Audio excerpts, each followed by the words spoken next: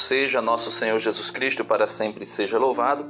Seja bem-vindo mais uma vez ao canal Denis o Católico. Meus amados irmãos, esse vídeo aqui é para responder a esta pergunta de um irmão protestante, né? Sempre eles aparecem aí no canal fazendo algumas perguntas, só que essas perguntas geralmente, na maioria das vezes e quase sempre, são baseadas apenas em um versículo. Em um versículo, eles pegam um versículo, daquele versículo tiram a sua interpretação ali, né, vamos dizer assim, que é precipitada, baseando-se apenas em um versículo da Sagrada Escritura, e daí fazem a pergunta querendo dizer que a Igreja Católica está fazendo coisas que é contrária à Bíblia. Então é a pergunta aqui do irmão Android, né? Tá assim o nome dele, pelo menos aqui é o que está escrito. Estou falando o nome porque ele deixou nos comentários. Veja a pergunta dele. O Papa não pode casar. Sendo assim, Pedro era casado. Como você chama Pedro de Papa?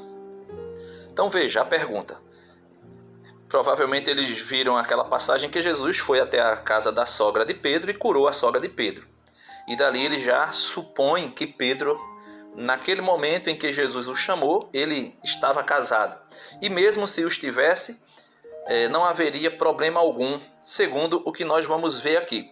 Não vou tratar aqui das questões das igrejas orientais. Igrejas, né, nós temos igrejas católicas, né, se eu não me engano 24 delas aproximadamente, que são de ritos distintos do rito romano.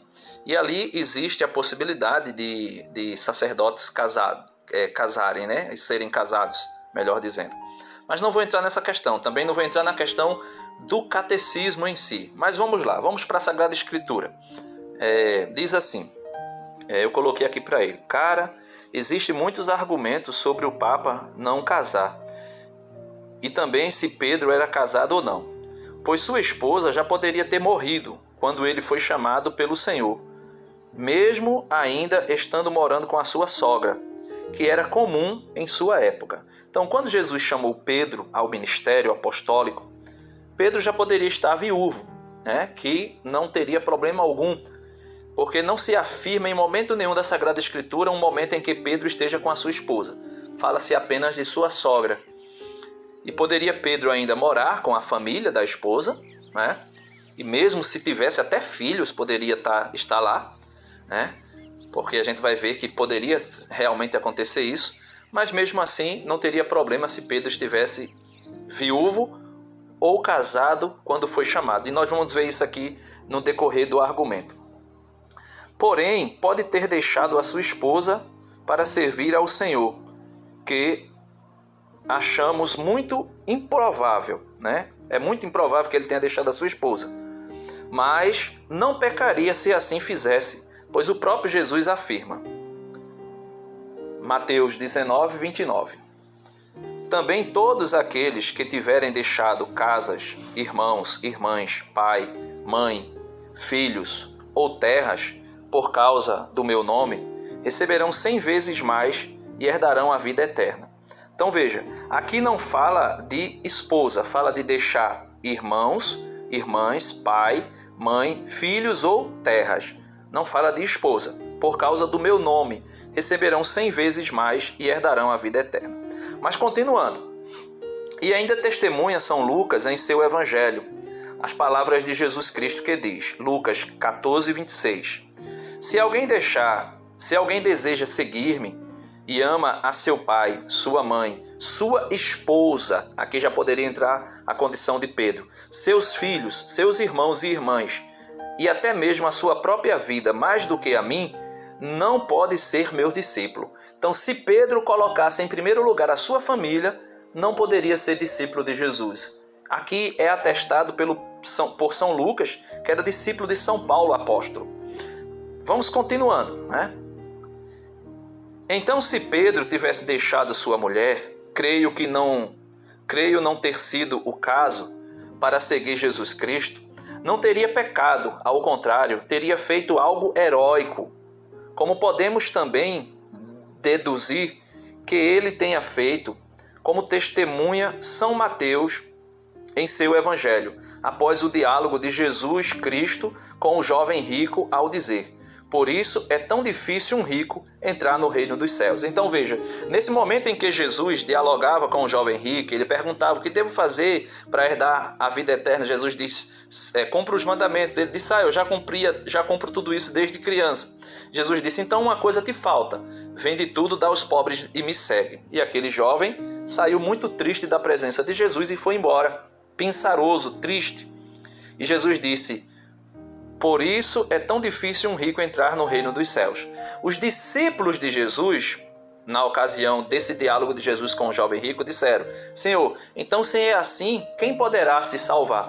E Jesus vai dizer: para os homens tudo é impossível, mas para Deus nada é impossível. E aí continua o diálogo. Então entra São Pedro, e aí nós podemos deduzir que ele poderia já estar viúvo quando foi chamado, como também pode ter deixado tudo para seguir Jesus pela fala do próprio Pedro aqui em São Mateus, capítulo 19, versículo 27.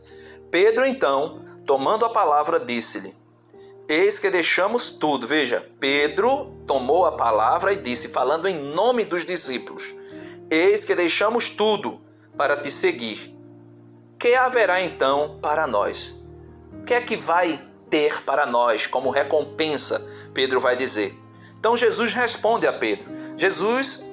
Respondeu Jesus: em verdade declaro, no dia da renovação do mundo, quando o Filho do Homem estiver sentado no trono da glória, vós, se referindo a Pedro e aos discípulos, vós que me haveis seguido, estareis sentados em 12 tronos para julgar as 12 tribos de Israel. E todo aquele que por minha causa deixar irmãos, irmãs, pai, mãe, mulher, esposa, filhos, terra ou casa, receberá o centuplo, ou seja, 100 vezes mais, e possuirá ainda como herança a vida eterna. Muitos dos primeiros serão os últimos, e muitos dos últimos serão os primeiros. Então nós podemos ver que até aqui existem duas possibilidades para o chamado de Pedro. Ou já está viúvo quando foi chamado, ou como ele mesmo declara aqui, e aqui nós não podemos ter a certeza absoluta que Pedro falava dele mesmo, ou falava dele e dos apóstolos, dizendo que deixaram tudo para seguir Jesus, e Jesus confirma dizendo que e todo aquele que por minha causa deixar irmão, irmãs, pai, mãe, mulher, esposa, filhos, terra ou casa, receberá o centuplo. Ninguém tem certeza, apenas baseado nesse versículo, que São Pedro deixou a família. Mas podemos deduzir também que ele deixou. Então existem duas possibilidades para Pedro ser papa. Ou foi chamado quando já estava viúvo, ou também foi chamado quando estava casado e deixou tudo para seguir Jesus. E Jesus diz que quem fez isso receberá 100 vezes mais e ainda receberá a vida eterna por ter feito isso.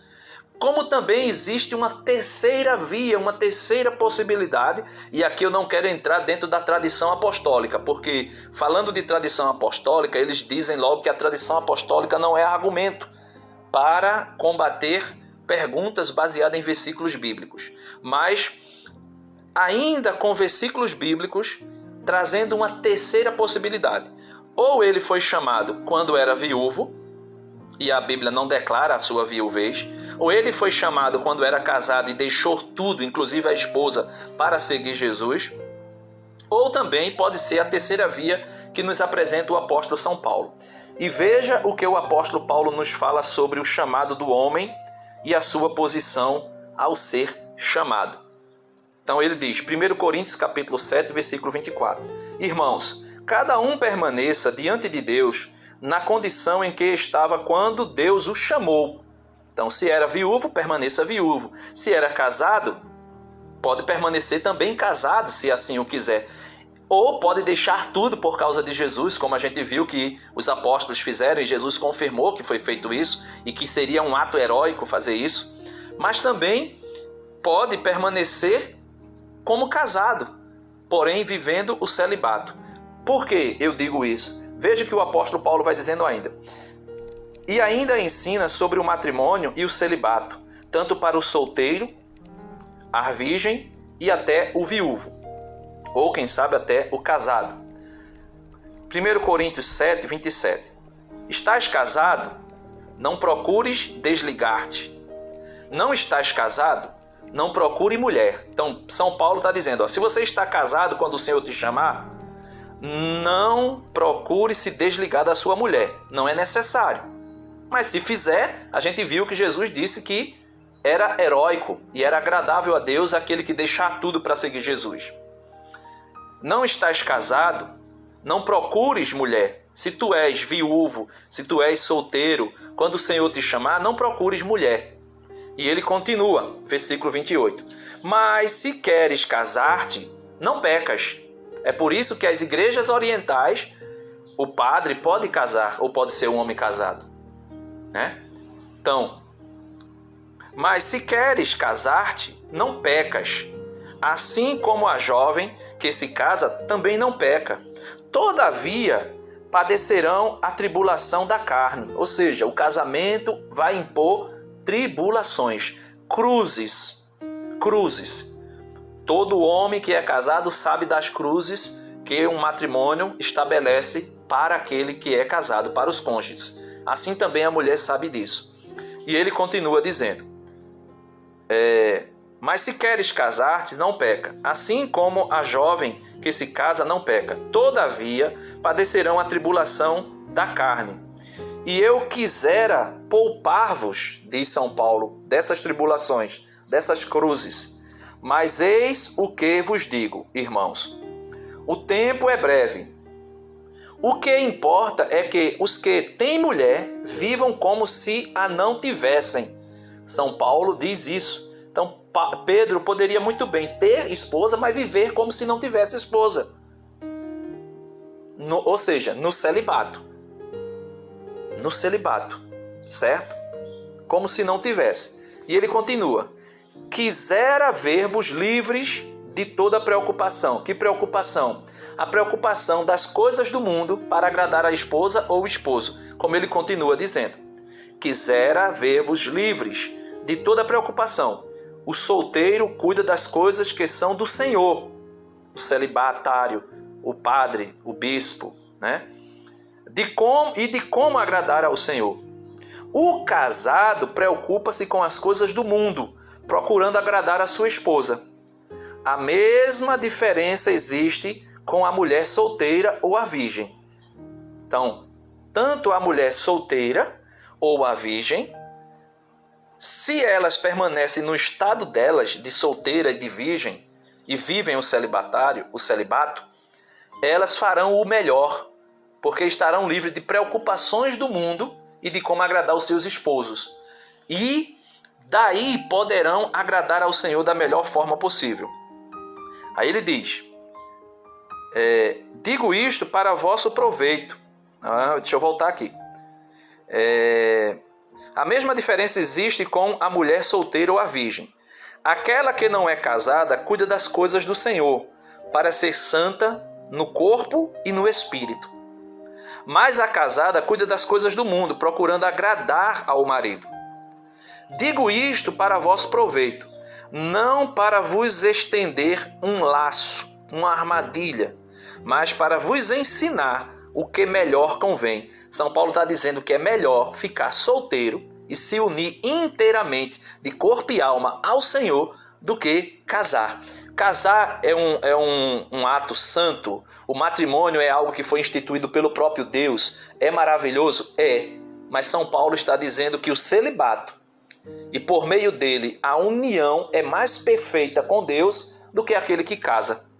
E é por isso que ele diz, digo isto para vosso proveito, não para vos estender um laço, mas para vos ensinar o que melhor convém, o que vos poderá unir ao Senhor sem nenhuma partilha, ou seja, a união do celibatário com Cristo é perene, é completa, é perfeita, né?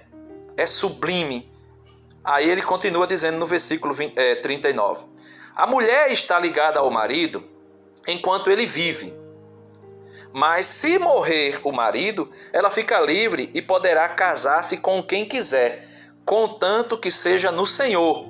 Então veja, se a mulher está ligada ao marido até o marido viver, se o marido morre, ela está livre para casar com quem ela quiser. A mesma coisa vale para o esposo.